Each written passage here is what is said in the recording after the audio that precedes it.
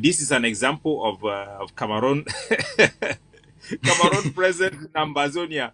It has been reduced to a bunch of clowns that have bunkered themselves down in a small compound, and they have painted those compounds with their colonial flag, green, red, yellow, which is a symbol of oppression to our people. When they come, you can see them staging propaganda video. Nobody is there to support them. The community have left them.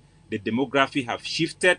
Once blind people of Ambazonia have opened their eye to their history and embraced their identity, the colonial officials, as you can see, they are an alien force, alien presence. They don't have the support of the community. They don't have the support of the population. You would imagine that an army as large as the army of La Republique will have enough security for anybody who really supports them to come around. But you don't see people coming around. So we will move from here and then, yeah, go ahead. Even the colonial elites that they pay the millions, they were not there to cheer for them. So the Cameroon colonial army have become, they are like clowns. All right, Yeah. They're like clowns in a jungle. Okay, they look. They all know where they are. They all know that if you look at the environment, it's totally isolated. There is no one there. They are just by themselves. Okay, so this is one of the most ridiculous thing that we are seeing in modern history. Okay, they Cameroon look like caricatures in a farm. Yeah, they should accept the reality. Ambazonians, the Southern Cameroon that was forced to vote for the plebiscite, have reversed that decision which was forced upon them. We don't want Cameroon anymore. Can't you get it, guys? Gendarmeries, look at yourself. You are all by yourself. Nobody is there to watch you, even out of curiosity.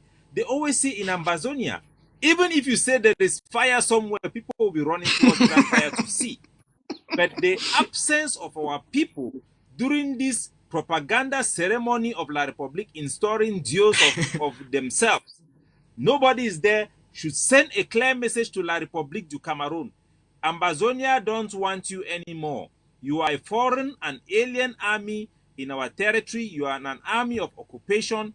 Your character and the conduct of your troops are that of terrorism, and the international community, the African Union, should recognize this reality that nobody in Ambazonia wants the presence of La Republique du Cameroon or their flags. So did you see this? That's the reality. That's the defeat. Okay, there is no other description of what is called defeat. When we say Cameroon is defeated, it's real. It's not metaphorical. It's not in language. It's not a manipulation of language. It's physical. That's what it is. It's real. It's real.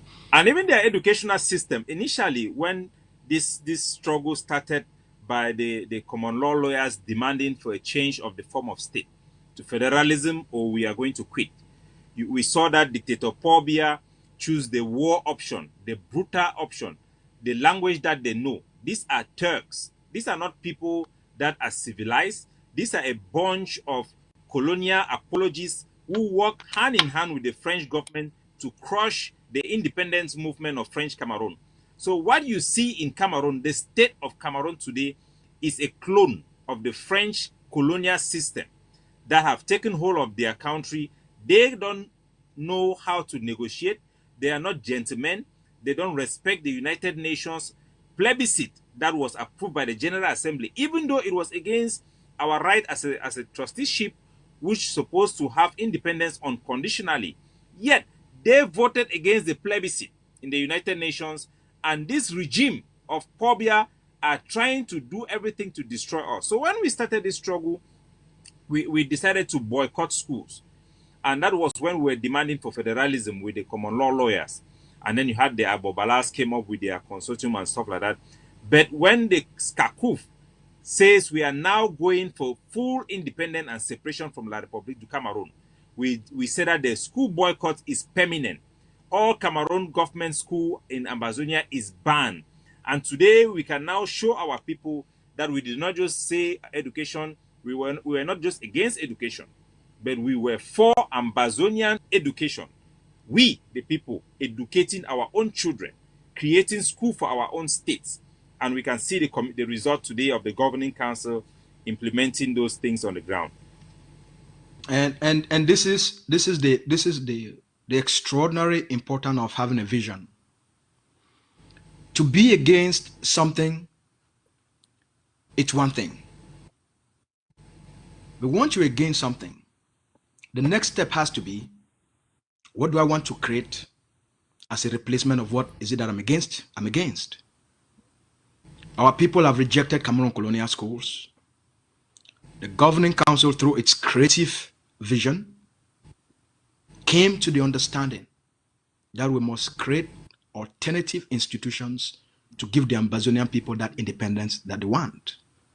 Because the world will not allow the Ambazonian people to say we are against Cameroon colonial educational system without the ingenuity to create empowering alternative. So through effective leadership and a plan, we are replacing all Cameroon colonial institutions to give the Ambazonian people ownership of their lives, to give the Ambazonian people ownership of their destiny. When we're talking about destiny, it's educational destiny, judicial destiny, economic destiny, cultural destiny. So these are students who have gone second year in our educational system, community schools. This shows that we are independent, educational wise, we are independent.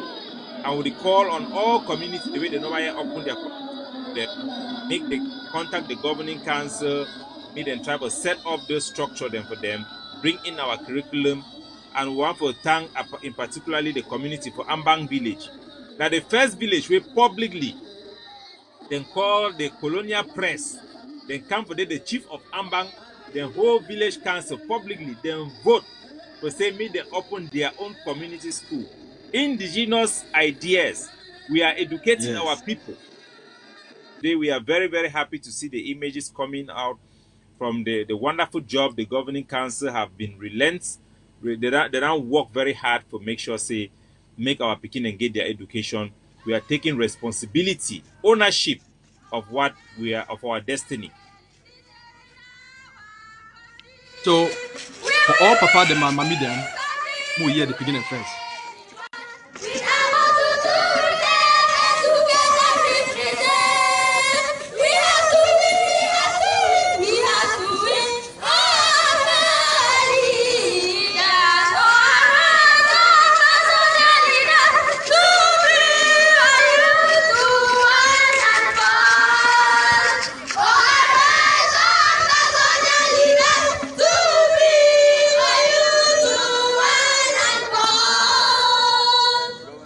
And you see how organized our people are.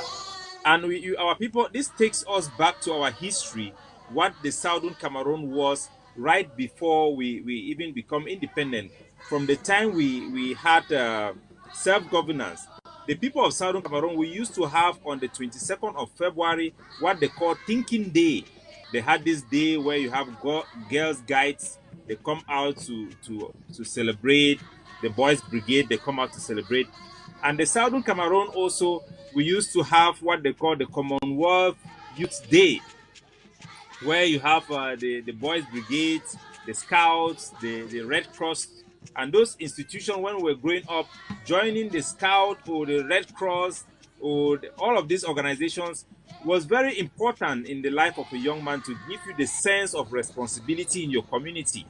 These are the things that makes us special. Wearing uniforms. Can you imagine across the border in Cameroon, across the Mongo, Cameroon schools did not put on uniform.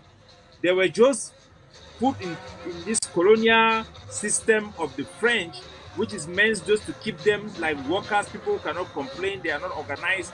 But we had uniforms right from the time we were still a trusteeship territory to the time our territory become autonomous, a quasi.